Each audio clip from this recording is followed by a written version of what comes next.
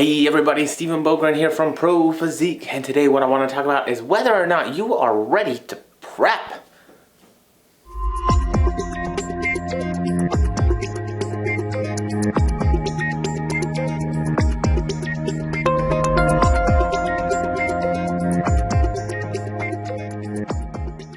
Alright, so first and foremost, if y'all hear some background noise, my apologies. There's some roofing going on. I'm in one of those neighborhoods where all the houses are about that old, and it's about that time to start redoing roofs.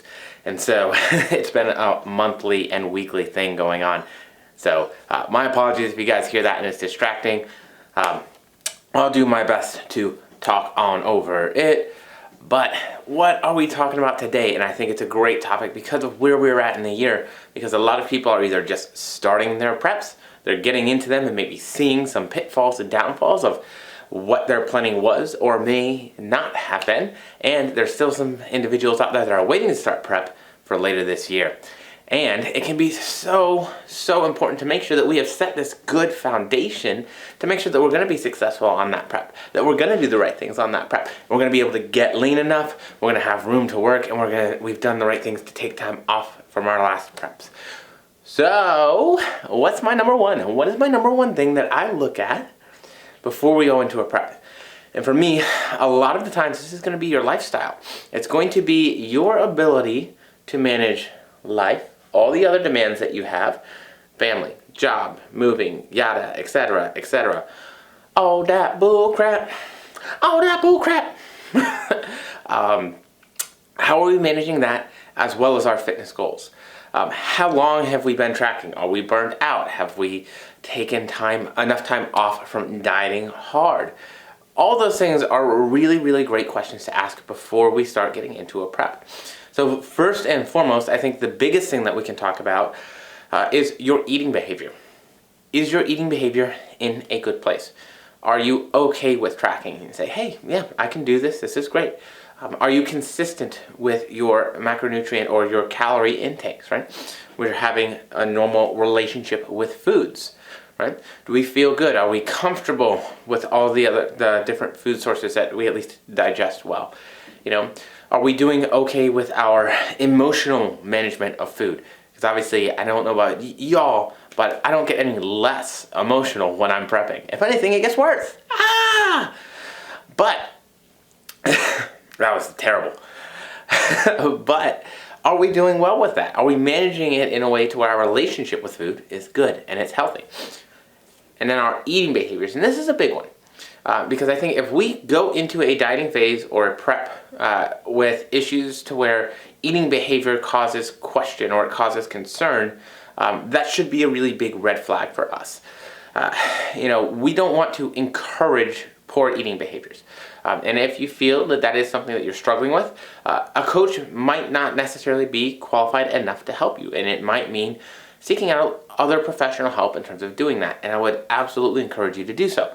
There's nothing wrong with needing help, right? But making sure that, again, our eating behavior is good. It's in a healthy place that's going to promote good, healthy quality of life and behavior, relationships with foods, right?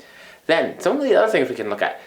And these ones, it really depends on the individual, but generally speaking, if we know that you're going to be limited on time, that might be important. We're on our last semester of school. We have quarter end.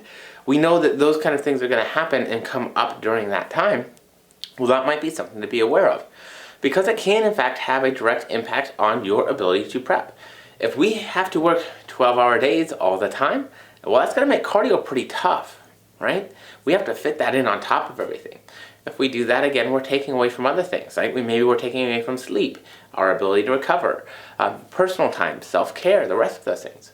And so I know it can sound pretty weird to say, hey, we might want to consider all these lifestyle factors before we get into a prep. We might want to look and say, hey, are we in a good place? Are we managing? Are we performing the juggling act? This is how you juggle. This is how you juggle, right? The juggling act of adulthood. Okay. Ooh, responsibilities. I got you, right? Are we doing all right with that stuff?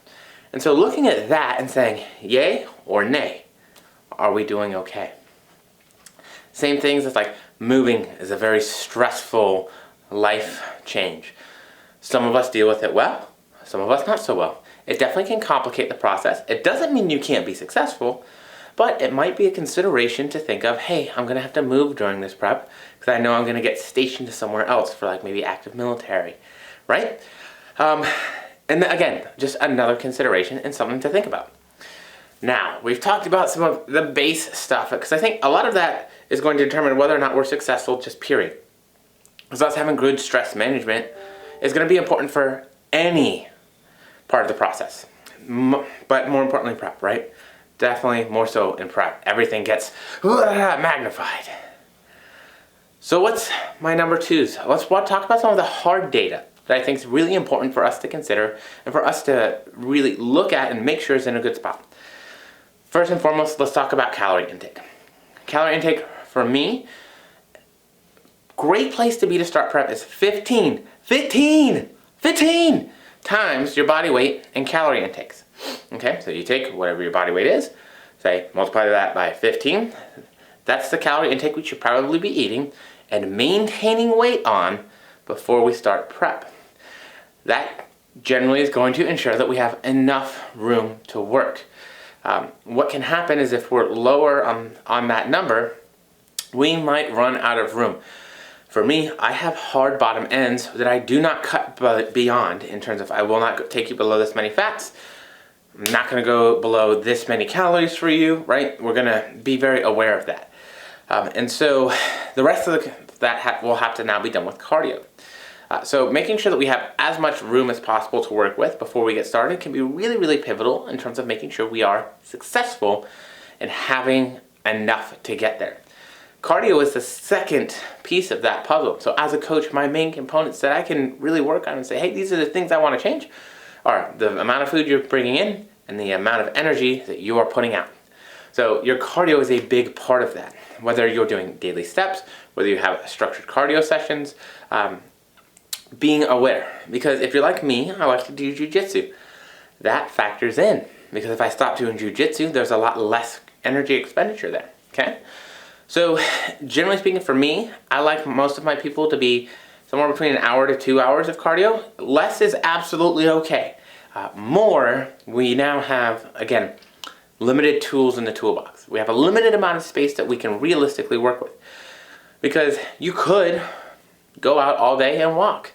However, that's probably not going to be realistic for most people in terms of work, personal life, and everything else that they have going on. And so we want to be realistic in terms of how we make a prep work as well. Not to mention, going too hard can sometimes mean pushback from the body and some really gnarly cortisol response. And we want to make sure that if we're going to have to push really hard, we minimize the amount of time and the length of time that we're going to have to do that pushing for. Everybody is a little bit different. You're all going to have genetics that are going to play a role. Some of us, our problem is we have a hard time gaining weight. Other people, it's the other end of the spectrum, right? So it just depends. And making sure that we have room, we have the tools for the toolbox. I need a 10 millimeter. I need a 10 millimeter. Every guy right now is like, where'd it go? I just had it. They know what I'm talking about. So making sure that we have those tools available to use to make sure that we can get the job done can be very, very important. And so the last one I'm going to talk about today, is your body composition.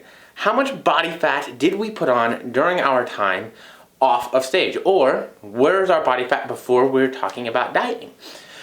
For most people, if we want to be truly stage lean, bring in a good package, I think about the most I really try to do in one prep is probably 30 pounds.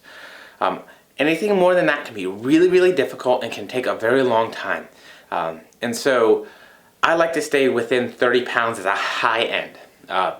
But you could also look at it as a percentage. You should probably be about 10 to 15% of your body weight stage lean over your stage weight. So for me, if I am, we'll say 170 pounds on stage, right? 17 pounds to, 15, that'd be 17 pounds is 10%, right? 17 pounds would be good, okay? So I should be able to perform. And you can look at other semblances of biofeedback Are you sleeping well? Again, a lot of those lifestyle things. Do you have libido? How are your energy levels? And you may need to be a little bit higher depending. And for some individuals, I mean, you might even be able to be a little bit lower. Remember, genetically, everyone has this predisposition, and so everyone's going to be a little bit different. But making sure you're within striking distance. If you're 60, 70, 80 pounds away, for me, I would much rather do a dieting phase, get a good chunk of that weight off, reverse, take some time off of dieting, and then come back to stage on the next one. My personal preference, again, always individualized, but that is normally how I would tackle that situation if we are maybe a little bit further away from where we need to be in terms of our current weight to where we would want to be on stage. So I hope this helps everybody out. I hope you all have a wonderful day, and I am done.